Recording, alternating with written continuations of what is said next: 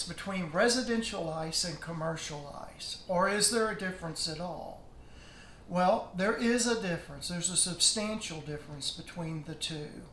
Residential ice is made by your refrigerator pouring ice into a form similar to this, freezing it, and then dropping it into the ice bin. So commercial ice is made differently. There's an evaporator, and the evaporator will either be vertical or it'll be horizontal. And on a vertical evaporator, the water flows over the freezing cold evaporator, and there's cells on there.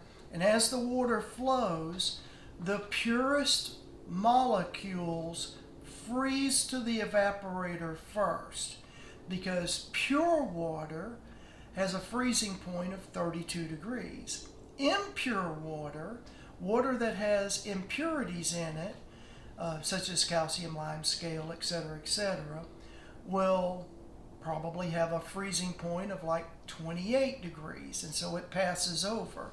So as the ice builds up on the evaporator, the purest, cleanest molecules that are flowing over it is what forms to make commercial ice.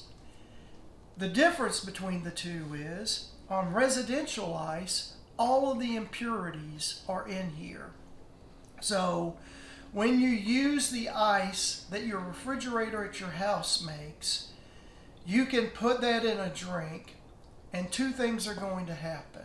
The ice is going to melt faster because it has impurities in it. The melt point on that ice is lower. It's not 32 degrees. It's probably like 28 degrees. So once the drink starts getting at 28 degrees, it starts melting, and it's melting faster.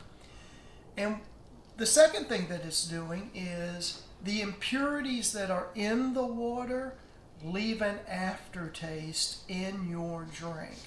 When commercial ice melts, it melts slower, and it's not leaving impurities in your drink. So you kind of have that aftertaste when you use residential ice. When you use commercial ice, you really don't get that aftertaste at all. And that's the difference between using the two different ices.